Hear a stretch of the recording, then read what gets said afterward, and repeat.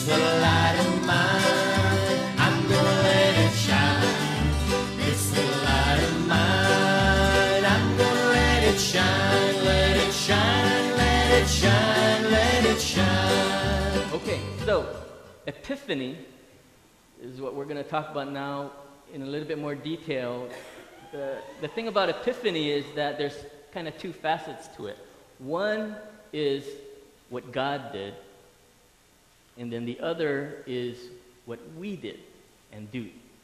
And the traditional Epiphany is when it is meant to declare that God manifested himself as a human. And he came to earth and manifested himself through Christ, through Jesus, and that transformation was the Epiphany. But the other side to that is the human response, that we saw him, that the wise men saw him, the shepherds, that the angel spoke to Mary, to Jesus. The thing is that to remember, as Pastor Leah has told us before, God initiates these things, doesn't he? So this Epiphany started with God's revelation, signs and wonders. The Magi studied long ago, and it was in prophecies. So God already told people.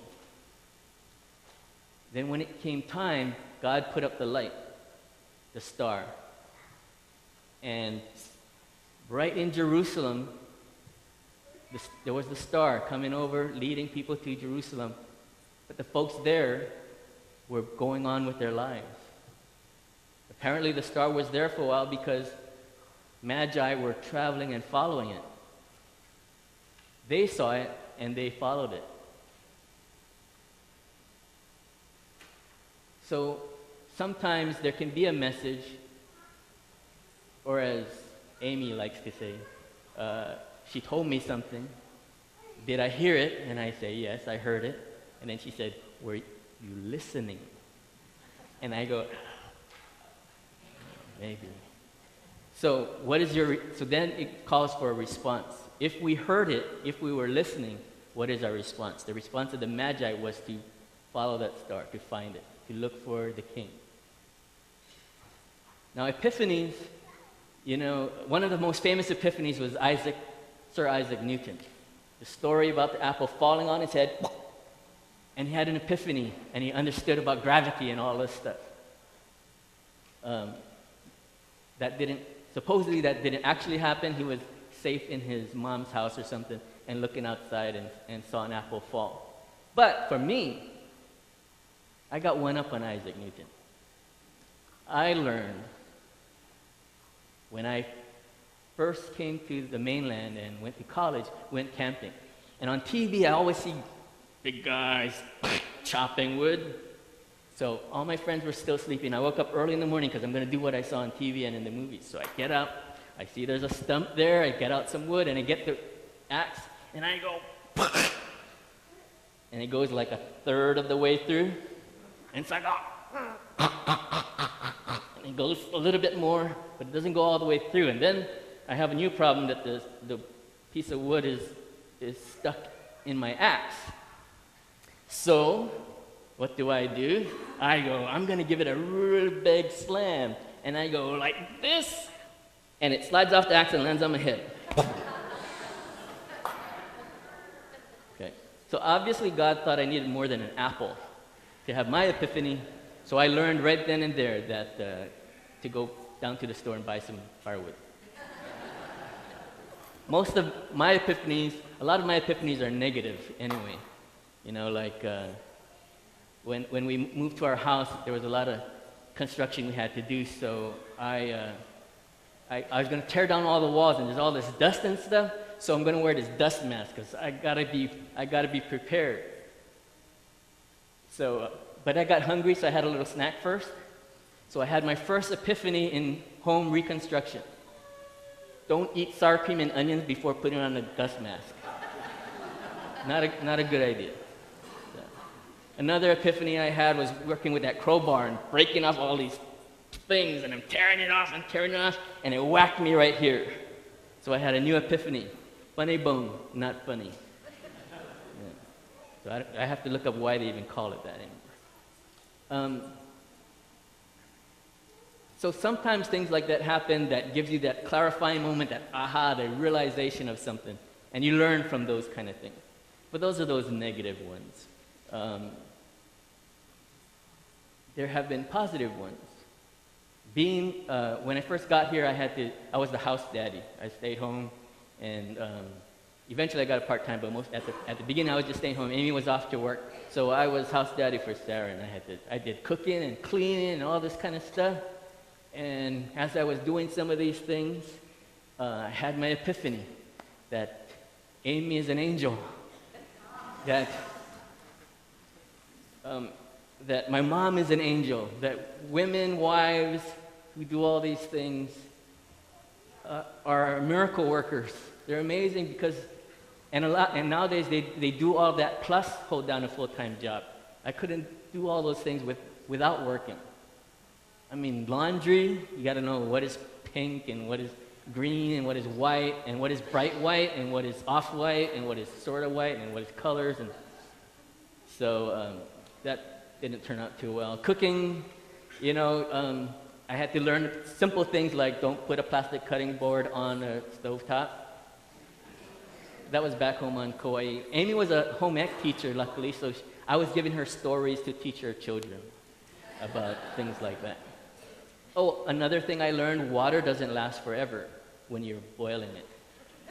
So if you're steaming vegetables and things, you might want to not do the computer while you're steaming that. So those are the kind of things I learned. Another epiphany we had, which is something. When we first moved here, Amy decided we need to look for a church. So we started looking around. We went to various different churches. They were all really nice and good and everything. And she kept saying, why don't you try that church up the hill? And I said, nah, because we live right down here by Mark Twain. See, I don't even know my directions. Down here by Mark Twain. So, and for some reason I had a blockage in my mind. And no, it's just not that one. Just try everything else. So we went to all these other ones. Then we were supposed to go to the Methodist church downtown. And I got the time wrong, so we're going to be late. Then we don't want to walk in late, And so Amy said, well, this other church starts later. Let's go there. So I said, all right. So we walked into church, and there was this bluegrass band playing. Beautiful music. And the song they were playing was called Homecoming. And Amy turned to me and said, we found our home.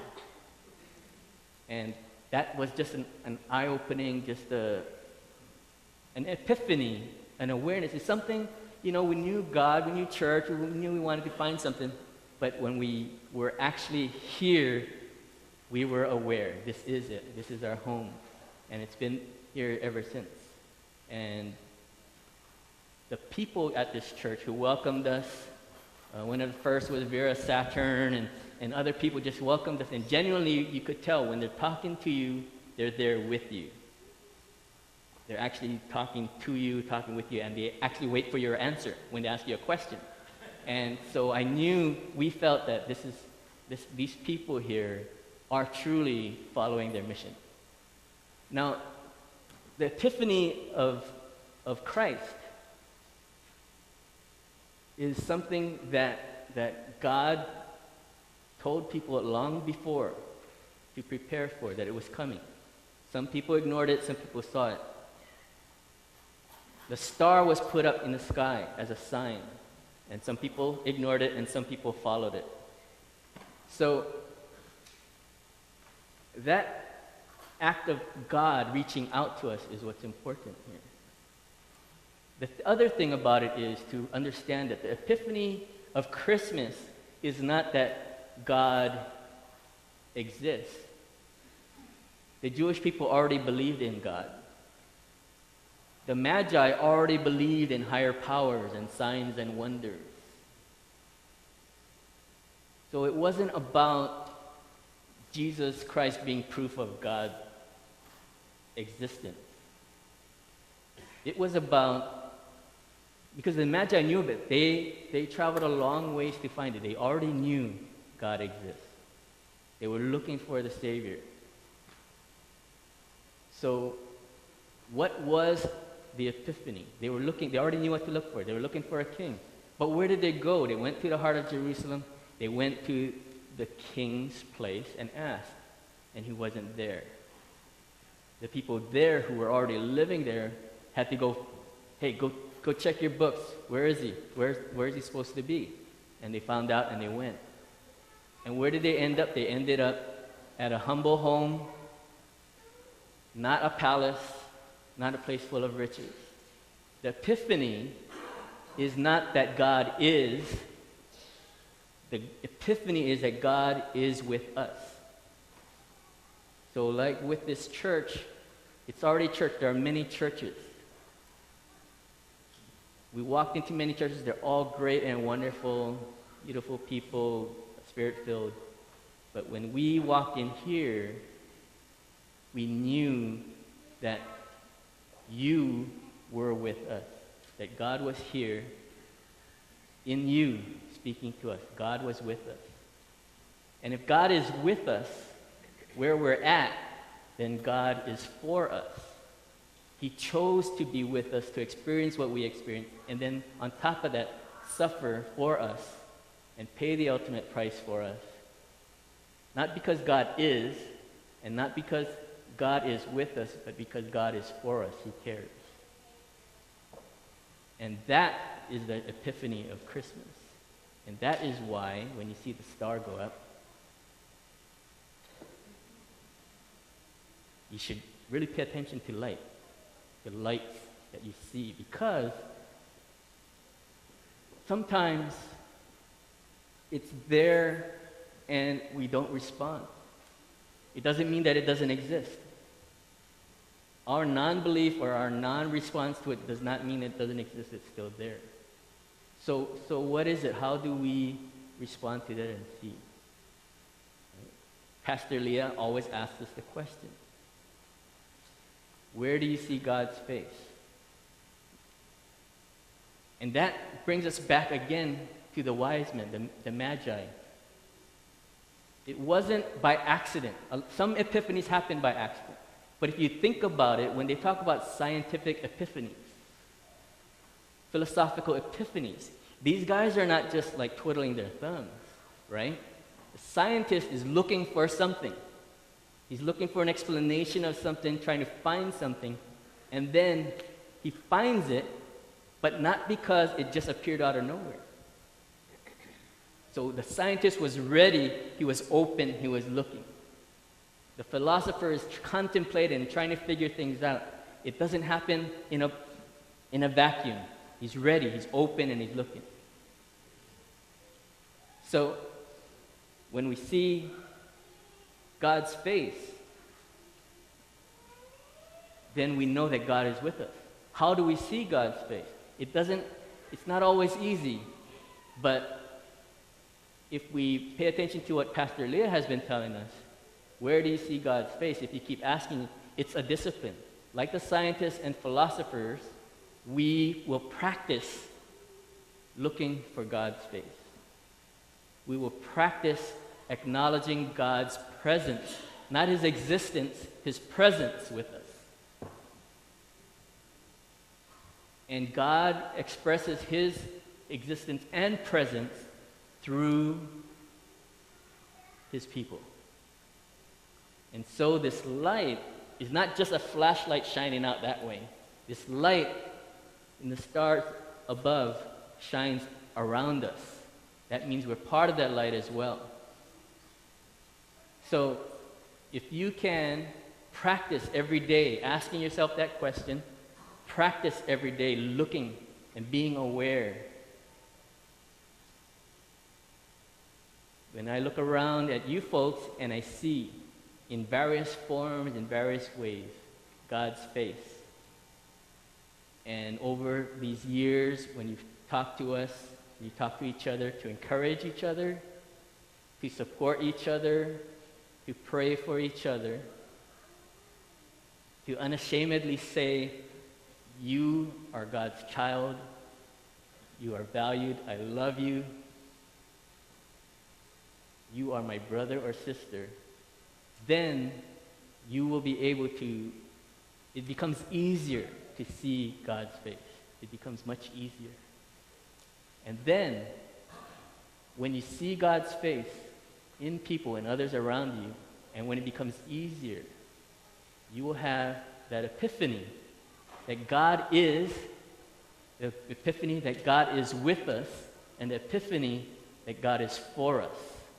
And then your light will go.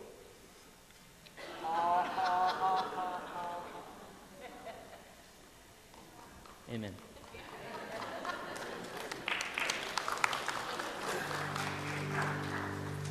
Well, this light of mine,